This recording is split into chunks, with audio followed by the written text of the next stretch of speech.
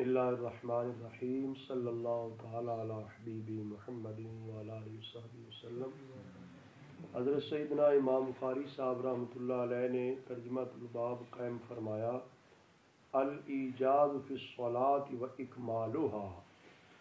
نماز کا مختصر ہونا مگر کامل ہونا، مختصر مگر کامل۔ آقا حضور علیہ الصلوۃ والسلام کی نماز مبارک تو پھر ہر لحاظ سے ہی کامل اور اتنی کامل تھی کہ اس طرح کی نماز تو کسی کی ہو بھی نہیں سکتی۔ بہرحال امت کے لیے چونکہ حضور علیہ الصلوۃ والسلام کی ذات گرامی جو ہے اسوہ حسنہ ایک کامل نمونہ رکھتی ہے، تو اس لحاظ سے آقا حضور علیہ الصلوۃ والسلام کی نماز جو تھی وہ مختصر ہونے کے ساتھ ساتھ کامل ترین ہوتی تھی۔ اس ترجمہ الباب کے تحت حضرت سیدنا امام بخاری صاحب رحمۃ اللہ علیہ اپنی سند کے ساتھ جو روایت لے کر آئے، اس میں حضرت سیدنا انس بن مالک رضی اللہ تعالی فرماتے ہیں، کان النبی صلی اللہ علیہ وسلم یوجز الصلاۃ و یکملها، نبی کریم صلی اللہ علیہ وآلہ وسلم نماز مختصر پڑھتے اور کامل پڑھتے تھے۔ ارکان کی ادائیگی میں اعتدال اور تعدیل ہو، اور آرام سے ہو، ٹھہر کے ہو، مناسب طریقے سے ہو، کامل ترین طور پہ ارکان ادا کیے جائیں۔ تاہم جو ہے نماز بہت لمبی نہ ہو، مختصر ہو۔ یہ بھی پھر امام صاحب کے لیے ہے جس نے لوگوں کو نماز پڑھانی ہے، اس کے لیے یہ ہے کہ وہ مختصر پڑھے۔ اگر علیحدہ پڑھنی ہے، اکیلے میں پڑھنی ہے، وقت کے اندر گنجائش جتنی چاہے لمبی کر لے، تاہم مکمل ہونی چاہیے، کامل اور مکمل ہونی چاہیے۔ تو حضور نبی کریم صلی اللہ علیہ وآلہ وسلم کی نماز مبارک مختصر اور مکمل ہوتی تھی۔ حضرت سیدنا امام بخاری صاحب رحمۃ اللہ علیہ اگلا باب قائم فرمایا، من اخف الصلاۃ عند بکاء الصبی، بچے کے رونے کے وقت جو نماز کو مختصر کر دینا، نماز کو من اخف الصلاۃ کا کیا مطلب ہے؟ نماز میں تخفیف کرنا۔ نماز میں تخفیف سے مراد یہ نہیں ہے کہ کوئی رکن کم کر دیا، ایسے نہیں ہے، رکن سارے ادا کرنے ہیں، اپنے اپنے وقت پہ ادا کرنے ہیں، اور تعدیل ارکان کو بھی مد نظر رکھنا ہے۔ صرف یہ ہے کہ جو قرات لمبی ہوگی وہ مختصر ہو جائے گی، تو نماز میں تخفیف ہو جائے گی، اس ترجمہ الباب کے تحت حضرت سیدنا ابو قتادہ رضی اللہ تعالیٰ کی روایت لے کر آئے امام بخاری صاحب رحمۃ اللہ علیہ کہ انہوں نے فرمایا کہ نبی کریم صلی اللہ علیہ وسلم نے ارشاد فرمایا، انی لاقوم فی الصلاۃ، بے شک میں البتہ نماز میں کھڑا ہوتا ہوں، ارید ان اطول فیہا، نماز کو میں لمبا کرنا چاہتا ہوتا ہوں، نماز کو لمبا کرنا آقا حضور علیہ السلام فرماتے ہیں میں نماز میں کھڑا ہوتا ہوں، دل کرتا ہے نماز کو لمبا کر لیا جائے، فاسمع بکاء الصبی فاتجوز فی صلاتی کراہیت ان اشق علی امہ، آقا حضور علیہ السلام فرماتے ہیں میں نماز میں کھڑا ہوتا ہوں، میرا ارادہ بنتا ہے کہ میں نماز کو لمبا کر لوں، لیکن اس دوران کیا ہوتا ہے کہ میں بچے کے رونے کی آواز سنتا ہوں،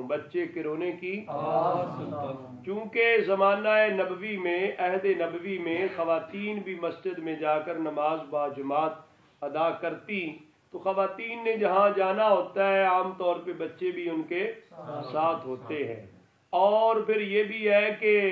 گھروں میں بھی ہو تو بچوں کے رونے کی وجہ سے ماؤں کے لیے دقت ہوتی، تو آقا حضور علیہ السلام فرماتے ہیں میں نماز پڑھا رہا ہوتا، میرا جی چاہتا کہ میں نماز کو لمبا کروں،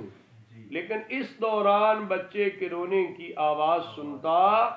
تو میں نماز کو مختصر کر دیتا، اس لیے کہ جو بچے کے رونے کی وجہ سے ماں کو مشقت اور دقت ہوگی وہ مجھے گوارا نہ ہوتی، وہ مجھے گوارا نہ ہوتی۔ یہ حضور رحمت للعالمین صلی اللہ علیہ وسلم ہے کہ نماز کو مختصر کر دیتا کہ بچوں کے رونے کی وجہ سے ماؤں کی توجہ اور ماؤں کے خشوع و خضوع میں فرق آئے گا، نماز میں کمی رہ جائے گی۔ تو آقا حضور علیہ السلام فرماتے ہیں بچوں کی وجہ سے ماؤں کو جو مشقت ہوتی مجھے یہ پسند نہ ہوتی تو میں نماز کو مختصر کر لیتا۔ نماز پڑھنی اللہ تعالی کے لیے ہے، لیکن نماز پڑھنے میں پڑھانے میں باقی لوگوں کا خیال لحاظ رکھنا یہ کوئی اس بات کے خلاف نہیں ہے کہ اللہ کے لیے نماز نہیں پڑھی جا رہی۔ نماز اللہ کے لیے ہے، لیکن یہ ہے کہ اللہ کی مخلوق کو جب پڑھانی ہے تو پھر ان کے تقاضے، ان کی ضرورتیں، ان کے مسائل مشکلات بھی مد نظر رکھنے چاہیے۔ آج کے ائمہ اکرام کو بھی چاہیے کہ صرف اپنی ہی ضرورت کو مد نظر نہ رکھیں، جو جماعت کا ٹائم مقرر کرنا ہے یا نماز پڑھانی ہے یا مسجد کے دینی مراکز کے جو بھی انتظامات اور معاملات جن میں لوگوں کو شامل اور شریک رکھنا ہے، کوئی دینی محفل کا اہتمام کرنا ہے، ان سارے معاملات کے اندر جن کی رہنمائی کے لیے کرنا ہے، جن کو ہدایت دینا مقصود ہے، جن کے ساتھ مل کے کرنا مقصود ہوتا ہے، ان کے حالات اور تقاضے جو ہیں ان کو بھی مد نظر ضرور رکھا جائے۔ صرف یہ نہ ہو کہ میرا ذوق شوق تو یہ ہے، میں اپنا ذوق شوق پورا کرتا رہوں، لوگوں کی کوئی پرواہ نہ کروں، تو یہ درست حتیٰ کہ نماز کے دوران آقا حضور علیہ السلام بھی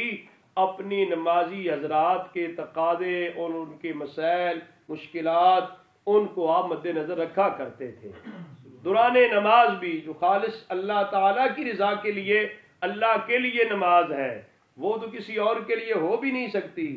باوجود اس کے آقا حضور علیہ السلام لوگوں کا لحاظ کرتے۔ اس میں ہمارے لیے درس اور سبق یہ ہے کہ ہمیں بھی نماز کے اوقات مقرر کرنے میں، محافل اور دروس کے جو ہے وہ ٹائم ٹیبل بنانے میں ہمیں ان ساری چیزوں کو مد نظر رکھنا چاہیے۔ موسمی حالات کو بھی مد نظر رکھنا چاہیے، موجودہ حالات کے تقاضے مد نظر رکھنا چاہیے، لوگوں کی ضرورتیں اور مشکلات، ان کے جذبات اور احساسات کو مد نظر رکھ کے دین اسلام کے لیے کوئی آگے بڑھا جائے، تاکہ جن کو رہنمائی دینا مقصود ہے وہ دین اسلام کے قریب آئے، دین اسلام سے متنفر نہ ہو۔ تو آقا حضور علیہ السلام اس بات کا لحاظ کرتے کہ بچوں کے رونے کی وجہ سے ماؤں کو مشقت ہوگی، تو اس بات کو آپ جو ہے وہ پسند نہ فرماتے، نماز کو آپ مختصر فرما دیا کرتے۔ اسی ترجمہ الباب کے تحت دوسری جو حدیث پاک لے کر آئے حضرت سیدنا امام بخاری صاحب رحمۃ اللہ علیہ، وہ حضرت انس بن مالک رضی اللہ تعالیٰ عنہ، آپ فرماتے ہیں میں نے کسی امام کے پیچھے اتنی مختصر اور اتنی کامل نماز نہیں پڑھی جتنی آقا حضور علیہ السلام کے پیچھے پڑھی ہے۔ آقا حضور علیہ السلام کے پیچھے نماز پڑھی تو آپ کی نماز مبارک کس قدر مختصر اور کس قدر کامل ہوتی کہ اس قدر اور کسی کی نماز میں نے مختصر اور کامل نہیں دیکھی۔ یہ صحابی رسول حضرت سیدنا انس بن مالک رضی اللہ تعالیٰ عنہ فرما رہے ہیں، اور یہ ہے کہ آپ بچے کے رونے کو سنتے کہ بچے کے رونے کی آواز آتی، آقا حضور علیہ السلام نماز کو مختصر کر لیتے، نماز میں تخفیف فرما لیتے، اس خدشے کے پیش نظر کہ ماں آزمائش اور فتنے میں پڑ جائے گی، ماں آزمائش اور فتنے میں پڑ جائے گی۔ اس وجہ سے آقا حضور علیہ السلام نماز کو مختصر فرما لیتے۔ تیسری حدیث پاک اس ترجمہ الباب کے تحت جو لے کر آئے، اس کے راوی بھی حضرت انس بن مالک رضی اللہ تعالیٰ عنہ ہے۔ اس میں کلمات یہ ہے کہ بے شک اللہ کے نبی صلی اللہ علیہ وآلہ وسلم نے فرمایا انی لادخل فی الصلاۃ، بے شک میں نماز میں داخل ہوتا ہوں، وَأَنَا أُرِيدُ إِطْفَالَتَهَا، میں نماز کو لمبا کرنا چاہتا ہوں، نماز میں شامل ہوتا ہوں اور نماز کو لمبا کرنا چاہتا ہوتا ہوں، فَأَسْمَعُ بُكَاءَ الصَّبِيِّ، تو بچے کے رونے کی آواز سن لیتا ہوں، فَأَتَجَوَّزُ فِي صَلَاتِي مِمَّا أَعْلَمُ مِنْ شِدَّةِ وَجْدِ أُمِّهِ مِنْ بُكَائِهِ۔ آقا حضور علیہ السلام نے فرمایا میں اپنی نماز کو مختصر کر لیتا ہوں اس وجہ سے جو میں جانتا ہوں، بچے کے رونے کی وجہ سے ماں کی شدت وجد کو میں جانتا ہوں، ماں کے دل کے درد کو جانتا ہوتا ہوں، اس وجہ سے میں نماز کو مختصر کر لیتا ہوں۔ یہ آقا حضور علیہ السلام کا علم مبارک بھی ہے۔ آقا حضور علیہ السلام کے علم مبارک کے سامنے کائنات کا ذرہ ذرہ آشکارا ہے، کوئی چیز مخفی نہیں ہے۔ امت کے احوال سے آقا حضور علیہ السلام آگاہ اور واقف ہے، حتیٰ کہ دلوں کی دھڑکن سے بھی آگاہ ہیں، اور رگوں کے اندر گردش کرنے والے خون کی حرکت سے بھی آپ آگاہ ہیں۔ تو آقا حضور علیہ السلام نے فرمایا مما عالم من شدت وجد امہ من بکائہ، جو بچے کے رونے کی وجہ سے جو شدت وجد ماں کے لیے ہوگا، ماں کے دلوں کی کیفیات سے بھی آگاہ تھے۔ اس وجہ سے سرکار دو عالم صلی اللہ علیہ وسلم فرماتے ہیں جو میں جانتا ہوں کہ ماں پر کیا گزرتی ہے، اس وجہ سے میں نماز کو مختصر کر لیتا ہوں۔ یہ سرکار دو عالم صلی اللہ علیہ وسلم کا ان بچوں پر بھی شفقت ہے، ان بچوں کی ماں پر بھی شفقت ہے۔ آقا حضور علیہ السلام ان کا بھی لحاظ کرتے تاکہ ان کی نماز بھی ہو جائے اور ان کی نماز کامل بھی رہے، تو ان کی نماز میں خشوع و خضوع بھی رہے۔ یہ نہیں ہے کہ نماز اتنی لمبی کر دی جائے، بچے روتے ہیں روتے رہے اور ماں کے لیے دقت ہوتی ہے بنتی رہے، ایسے نہیں ہے۔ تو اس وجہ سے میں کہتا ہوں اس حدیث پاک سے ہمارے لیے سبق ہے کہ جو علماء کرام نبی کریم صلی اللہ علیہ وسلم کے مشن کے وارث ہیں، سرکار دو عالم صلی اللہ علیہ وسلم کے اسوہ حسنہ، آپ کی سیرت مبارکہ کے مطابق اپنی زندگی گزارنی چاہیے، لوگوں کے ساتھ معاملات کرنے چاہیے تاکہ لوگ دین اسلام سے استفادہ کر سکے، فیضیاب ہو سکے۔ تو آقا حضور علیہ السلام جو ہے وہ خالق کی محبت کے ساتھ ساتھ مخلوق کا لحاظ رکھتے تھے، جس بنیاد سے آقا حضور علیہ السلام کا مشن مبارک جو ہے آگے لوگوں میں پہنچا ہے اور دنیا پہ چھا گیا۔ تو اس میں سرکار دو عالم صلی اللہ علیہ وسلم کے اس مبارک اسوہ اور مبارک سیرت کا عمل دخل ہے کہ آقا حضور علیہ السلام کس قدر اپنے ساتھ وابستہ لوگوں کا بھی لحاظ کیا کرتے تھے۔ حضرت سیدنا امام بخاری صاحب رحمۃ اللہ علیہ نے ایک باب یہ بھی قائم فرمایا، اذا صلی ثم اما قوما، جب بندہ نماز پڑھے پھر لوگوں کو امامت کرائے، پھر لوگوں کو اس ترجمہ الباب کے تحت جو حدیث پاک اس پہ پیچھے ہم تبصرہ بھی کر چکے، ان میں جو مسائل اور احکام ہیں وہ بھی ذکر ہو چکے ہیں کہ حضرت جابر رضی اللہ تعالی فرماتے ہیں حضرت سیدنا معاذ رضی اللہ تعالی نبی کریم صلی اللہ علیہ وسلم کے ساتھ نماز پڑھا کرتے، پھر لوگوں کے پاس آتے، لوگوں کو آ کر نماز پڑھایا کرتے۔ تو اس وقت یہ بتا دیا تھا کہ ایسے نہیں ہے کہ ایک ہی نماز جو ہے وہ دو جگہ پہ، ایک جگہ پہ پڑھی جائے دوسری جگہ پہ پڑھائی جائے، ایسے نہیں ہے، نماز علیحدہ علیحدہ ہی ہے۔ صرف یہ ہے کہ آقا حضور علیہ السلام وہ ایک نماز پڑھ کے آتے، برکتیں سمیٹ کے آتے، تو اگلی نماز آ کر اپنے مقتدی حضرات کو نماز پڑھایا کرتے تھے۔ اگلا باب حضرت سیدنا امام بخاری صاحب رحمۃ اللہ علیہ نے قائم فرمایا، من اسمع الناس تکبیر الامام، جو شخص لوگوں کو امام کی تکبیر سنائے۔ یہ کون ہوتا ہے جو لوگوں کو امام کی تکبیر سنائے؟ اس کو مکبر بولتے، اس کو کیا بولتے ہیں؟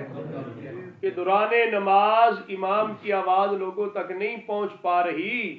تو ایک نمازی ہی مقتدی ہی مکبر بن جاتا ہے، وہ تکبیر بلند آواز سے پڑھتا ہے، اس سے لوگوں تک آواز پہنچ جاتی ہے۔ اس ترجمہ الباب کے تحت جو حدیث پاک لے کر ہے کہ حضرت اسود رضی اللہ تعالیٰ عنہ نے ام المؤمنین سیدہ عائشہ صدیقہ رضی اللہ عنہا سے یہ روایت لی. آپ فرماتی ہیں جب نبی کریم صلی اللہ علیہ وآلہ وسلم جو ہے اس مرض میں مبتلا تھے جس میں آپ کا وصال مبارک ہوا تو آقا حضور علیہ السلام کے پاس حضرت بلال رضی اللہ تعالیٰ عنہ آئے نماز کی اطلاع کے لیے. تو آقا حضور علیہ السلام نے فرمایا مرو ابا بکر فلیصلی بالناس، ابو بکر کو حکم دیجئے کہ وہ لوگوں کو نماز پڑھائیں. یہ پیچھے بھی احادیث مبارکہ میں بڑی تفصیلاً اس پہ بحث ہو گئی ہے کہ اس حدیث پاک میں سرکار دو عالم صلی اللہ علیہ وسلم نے جو فرمان مبارک فرمایا اور جس انتظام کے ساتھ جس اہتمام کے ساتھ آقا حضور علیہ السلام نے یہ ارشاد فرمایا، یہ حضرت سیدنا صدیق اکبر رضی اللہ تعالیٰ عنہ کے خلیفہ اول بلا فصل کے لیے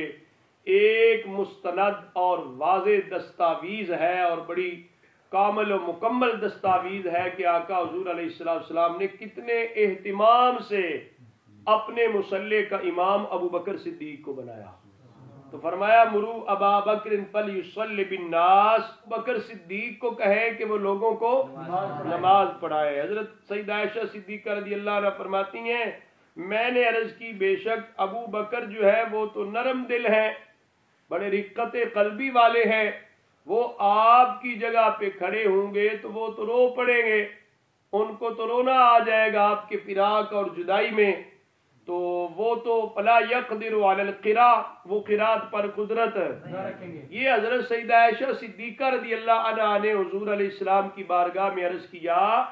کہ آپ حکم ارشاد فرما رہے ہیں کہ ابو بکر صدیق کو حکم دو کہ وہ لوگوں کو نماز پڑھائیں، وہ تو بڑے نرم دل ہے، رقیق القلب ہے، وہ تو رقت قلبی کی وجہ سے قرات کرتے وقت رو پڑیں گے تو قرات ہی نہیں کر پائیں گے، تو ان کے لیے تو یہ دشوار بن جائے گا. آقا حضور علیہ السلام نے فرمایا مرو ابا بکر فلیصلی، ابو بکر کو حکم دو کہ وہ لوگوں کو. آپ فرماتی ہیں میں نے دوبارہ اس کی طرح ہی عرض کیا تو آقا حضور علیہ السلام نے دوبارہ بھی یہی ارشاد فرمایا. میں نے تیسری بار عرض کیا، تیسری بار بھی یہ، چوتھی بار عرض کیا تو چوتھی بار بھی یہی ارشاد فرمایا مرو ابا بکرن، کہ بے شک تم جو ہو صواحب یوسف والیوں کی طرح ابو بکر کو ہی حکم کرو کہ وہ لوگوں کو نماز پڑھائیں. تو حضرت سیدنا صدیق اکبر رضی اللہ تعالیٰ عنہ کی خلافت اولا بلا فصل جو ہے اس حدیث پاک سے بھی ملتی ہے، جس طرح پچھلی روایتیں بیان ہو گئی. تقریباً یہاں پر امام بخاری صاحب رحمۃ اللہ علیہ جو ہے وہ وقفے سے 9-10 روایات لے کر آئے ہیں جن سب کا عنوان مضمون یہی بنتا ہے کہ آقا حضور علیہ السلام نے نماز کے لیے امامت کے لیے ابو بکر صدیق کا ہی حکم ارشاد فرمایا. اور ایک اس میں فنی لحاظ سے نقطہ یہ بھی ہے کہ پچھلی جو روایات پڑھی ہیں 4-5 مرتبہ ان میں مختلف صحابہ کرام سے روایت آئی ہے. ایک ہی روایت مختلف صحابہ کرام سے آئے تو وہ اور زیادہ مضبوط ہو جاتی ہے. یہاں پر امام بخاری صاحب جو اس عنوان اور مضمون کی روایات لا رہے ہیں یہ حضرت عائشہ صدیقہ رضی اللہ عنہا سے، لیکن آگے جو راوی ہیں تابعی جو ہیں وہ مختلف آ رہے ہیں. حضرت اسود آ رہے ہیں، حضرت ہشام بن عروہ آ رہے ہیں، اور اسی طرح جو ہے دیگر عبید اللہ صاحب. یہ مختلف تابعین کا ایک ہی صحابی کی روایت کو لینا، زیادہ تابعین کا لینا، اس سے بھی روایت مضبوط ہو جاتی ہے. جس طرح ایک حدیث پاک مختلف صحابہ کرام سے مروی ہو تو اور زیادہ مضبوط ہو جاتی ہے، اسی طرح ایک صحابی سے آگے اور زیادہ تابعین لینے والے ہیں،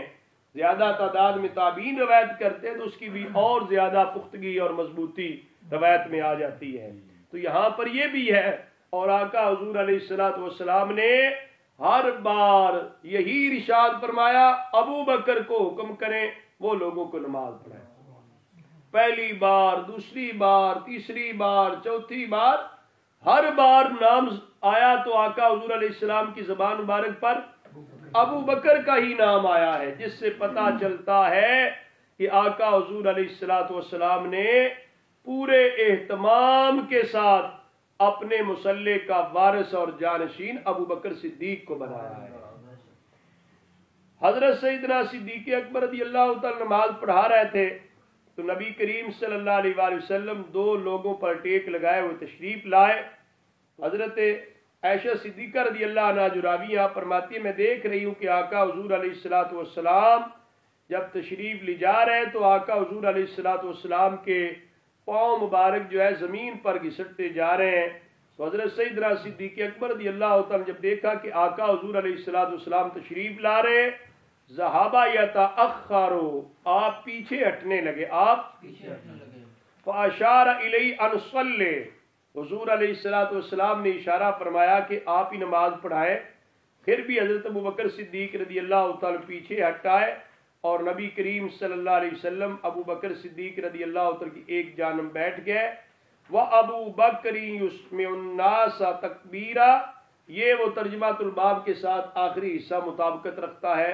کہ حضرت ابو بکر صدیق رضی اللہ تعالی عنہ لوگوں کو تکبیر سنا رہے تھے. تکبیر تو جو ترجمہ الباب تھا نا کہ امام کی تکبیر کوئی اور سنائے یعنی مکبر ہے یعنی امام حضور علیہ الصلوۃ والسلام ٹھہرے. حضرت ابو بکر صدیق رضی اللہ تعالی عنہ بلند آواز سے تکبیرات انتقالات آپ پڑھتے تھے. ان کی تکبیرات سن کر آگے نمازی حضرات صحابہ اکرام جو تھے وہ رکوع سجود کرتے تھے.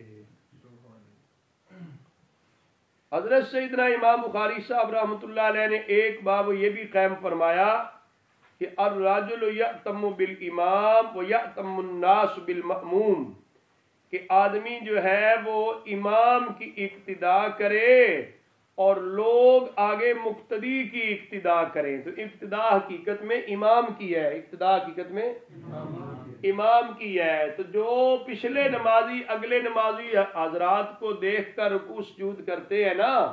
مراد اتنا ہی ہے. مراد اتنا ہی ہے. یہ مراد نہیں ہے کہ مطلب ہے پہلے لوگوں پہلی صف کے لیے جو ہے امام ہے تو پچھلی صفوں کے لیے پہلی صف والے لوگ امام ہیں ان کی یہ مقتدی اقتداء کر رہے ہیں.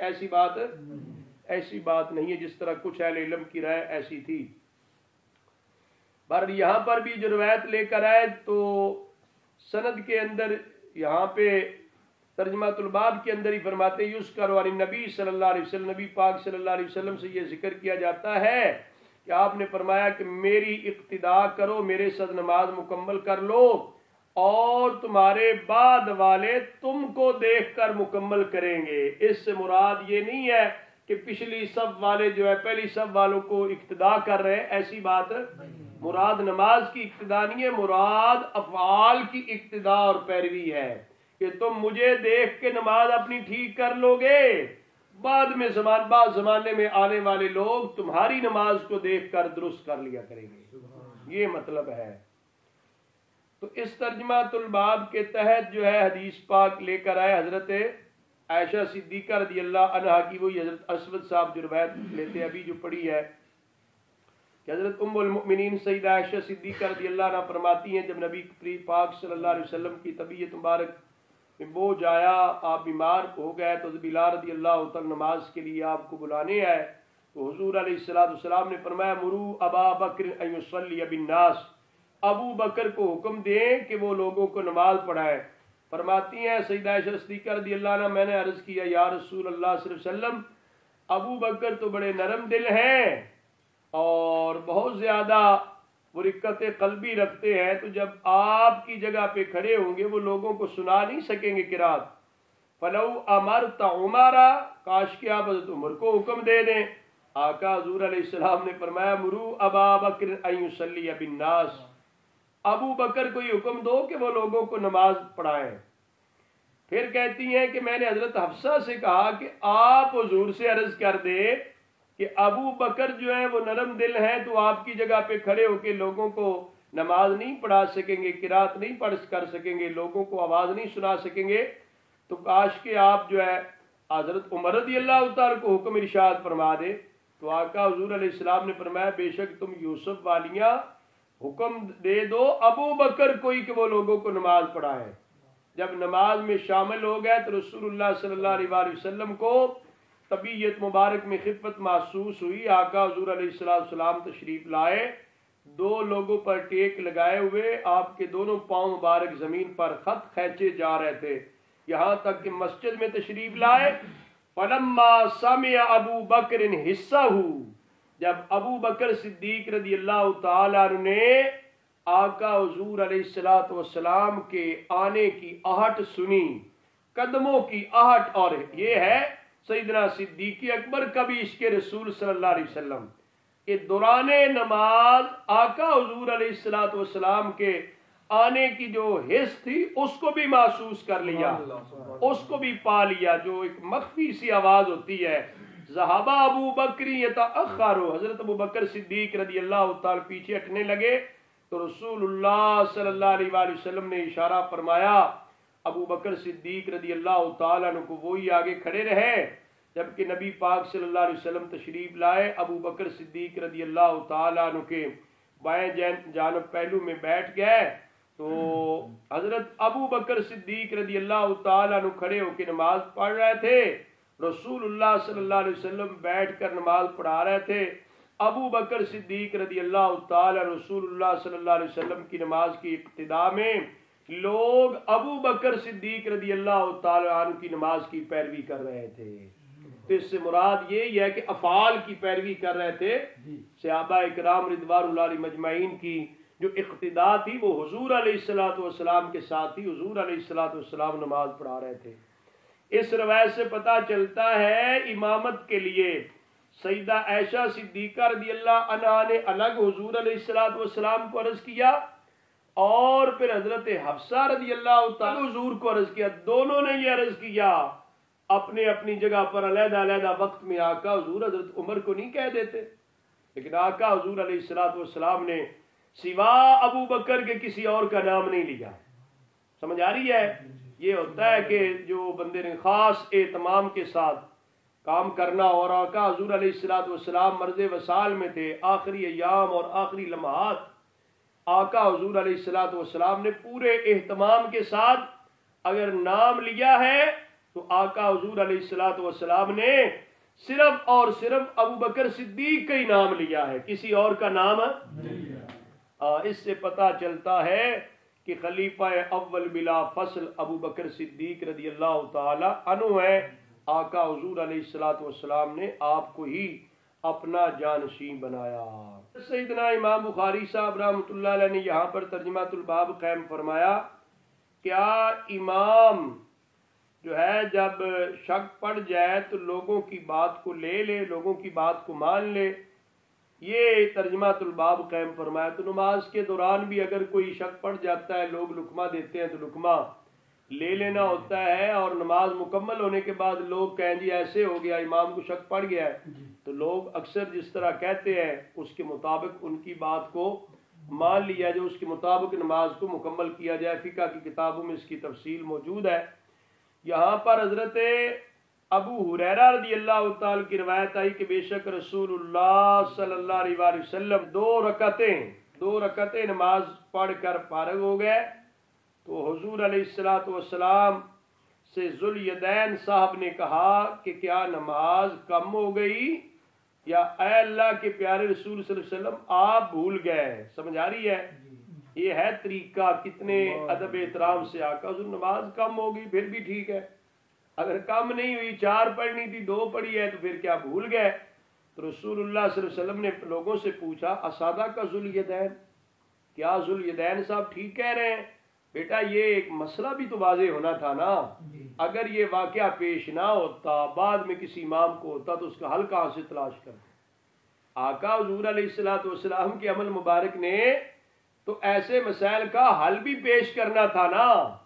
تعلیم امت بھی تو تھی نا، امت کو کیسے سبق ملتا، کہاں سے درس ملتا کہ کوئی اگر ایسے ہو جائے واقعات مقتدی کا ہے تو کرنا کیا چاہیے؟ تو آقا حضور علیہ السلام نے لوگوں سے پوچھا اسادہ کا ذوالیدین، کیا ذوالیدین ٹھیک کہہ رہے ہیں؟ اس سے پتہ چلتا ہے کہ اگر ایسا واقعہ پیش ہو جائے نماز سے کے بعد لوگ کہتے ہیں جی ایسے ہو گیا،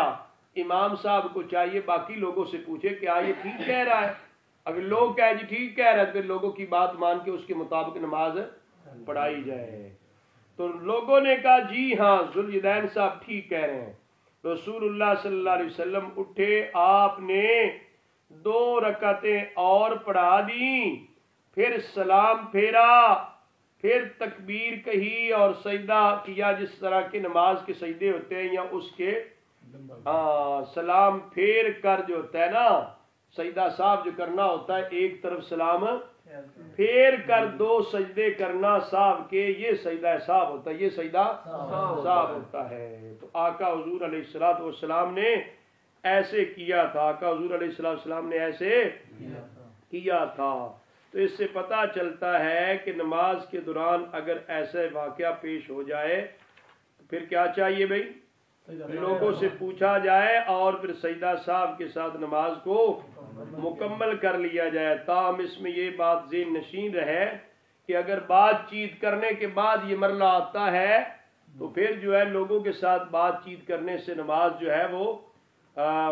ایک ختم ہو جاتی ہے، اثر نو پڑھنا پڑتی ہے۔ تو آقا یہ اس وقت کی بات ہے جب نماز کے دوران اس طرح بات چیت کی گنجائش بھی ہوتی، اور اہل علم نے یہ بھی فرمایا ہے کہ یہ بات آقا حضور سے کی جا رہی تھی نا، اور تو کسی سے کی نہیں جا رہی تھی، تو لہذا یہ نماز کے لیے مخل نہیں تھی، نماز کے لیے مخل نہیں۔ اور دوسری روایت اس کے تحت لے کر ہے حضرت ابو ہریرہ رضی اللہ تعالیٰ عنہ سے، فرماتے ہیں کہ نبی کریم صلی اللہ علیہ وسلم نے ظہر کی 2 رکعتیں پڑھائیں، وہی واقعہ ہے اوپر والا۔ تو عرض کیا گیا آقا حضور آپ نے 2 رکعتیں پڑھائیں، تو آپ نے 2 اور پڑھا دی، سلام پھیر کے سجدہ صاحب کیا، ثم سجدہ سجدتین، ثم سجدہ ایک، ثم سلم دوسرا، ثم سجدہ سجدتین۔ ایک تو یہ ہے کہ سلام پھیرے بغیر نہیں سجدہ صاحب کیا، سلام پھیر کر سجدہ صاحب کیا۔ دوسرا یہ ہے کہ کتنے کیے سجدے بھائی؟ سجدتین، 2 سجدے کیے۔ صاحب کے کتنے سجدے ہیں؟ حضرت سیدنا امام بخاری صاحب رحمۃ اللہ علیہ نے باب قائم فرمایا اذا بکل امام فی الصلاۃ، جب نماز میں امام کو رونا آ جائے تو اس کے حوالے سے کیا ہے؟ تو یاد رکھیں اگر خوف خدا کی وجہ سے رونا آیا، فکر آخرت کی وجہ سے رونا، یا قرآنی آیات پڑھ رہا تھا تو جنت اور جہنم کے تذکرے کے وقت جو ہے ایسا رونا جو ہے اس سے نماز فاسد نہیں ہوتی، اپنے معاملات میں روتا ہے۔ سمجھ آ رہی ہے؟ اگر وہ اللہ تعالیٰ کی یاد میں رقت قلبی سے رونا آ جاتا ہے، جنت اور جہنم کا تذکرہ پڑتا ہے، اس دوران رونا آتا ہے، تو اس سے نماز فاسد نہیں ہوتی، اس سے نماز باقی اذیت تکلیف کی وجہ سے جو رونا ہوتا ہے نا، یہ لوگوں کی کلام کی طرح رونا، یہ کیا ہوتا ہے لوگوں کی؟ تو نماز میں لوگوں کی کلام کی گنجائش نہیں ہے، ایسے رونے سے نماز فاسد ہو جاتی ہے جو تکلیف اذیت کی وجہ سے رونا ہے۔ سمجھ آ رہی ہے؟ تو جو رقت قلبی کی وجہ سے ہے، قرآن مجید کی تلاوت کرتے سوز و گداز کی کیفیت ہے، خوف خدا ہے، اس رونے کی وجہ سے نماز فاسد نہیں ہوتی۔ تو یہاں پہ حضرت عبداللہ بن شداد رضی اللہ تعالیٰ عنہ کو قول لے کر آئے، فرماتے ہیں سمیت نشیج عمر وانا فی آخر الصفوف یقرأ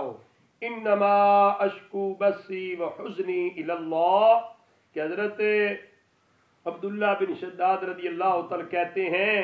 میں آخری صف میں تھا، حضرت سیدنا عمر فاروق رضی اللہ تعالیٰ کے رونے کی آواز سنتا، آپ یہ آیت تلاوت کر رہے ہوتے انما اشکو بسی و حزنی الی اللہ، میں اپنی پریشانی اپنے غم کی شکایت اللہ کے حضور کرتا ہوں۔ جب اس آیت کو پڑھا نا، اس آیت کو پڑھنے سے ایک وجد اور کیفیت بن گئی جس سے سیدنا عمر فاروق رضی اللہ تعالیٰ کو رونا آ گیا۔ اس کے تحت وہی روایت لے کر آئے جو ابھی اوپر بھی آپ پڑھ چکے ہیں حضرت ام المؤمنین سیدہ عائشہ صدیقہ رضی اللہ عنہ سے، لیکن یہ ہشام بن عروہ نے اپنے باپ عروہ سے انہوں نے سیدہ عائشہ صدیقہ رضی اللہ تعالیٰ عنہ ام المؤمنین سے لی ہے کہ بے شک رسول اللہ صلی اللہ علیہ وآلہ وسلم نے اپنی مرض میں فرمایا مرو ابا بکری یصلی بالناس، ابو بکر کو حکم دیں کہ وہ لوگوں کو نماز پڑھائیں۔ تو سیدہ عائشہ صدیقہ رضی اللہ عنہ فرماتی ہیں میں نے عرض کیا کہ بے شک ابو بکر صاحب جو ہے آپ کی جگہ پر جب کھڑے ہوں گے تو رونے کی وجہ سے لوگوں کو سنا نہیں سکیں گے، فمر عمر یصلی بالناس، آقا حضور آپ حضرت عمر کو حکم دے دیں وہ لوگوں کو نماز پڑھا دیں۔ تو رسول اللہ صلی اللہ علیہ وسلم نے فرمایا مرو ابا بکر فلیصلی بالناس، ابو بکر کو حکم دو کہ وہی لوگوں کو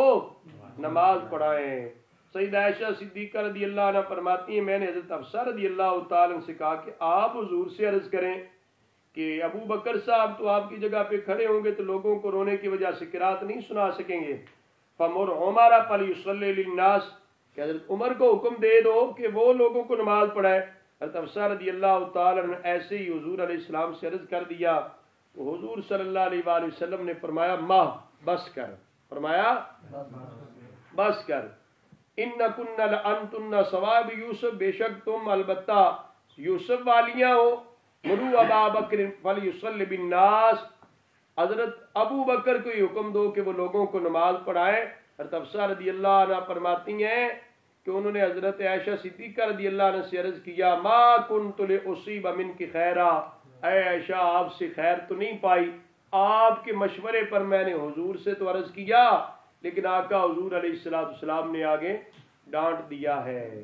تو یہ ترجمہ الباب کے تحت جو رونے کی کیفیت ہے سیدنا صدیق اکبر رضی اللہ عنہ تک بیان ہو رہی، یہ رقیق القلب ہونے کی وجہ سے، یہ رقت قلبی کی وجہ سے ہے۔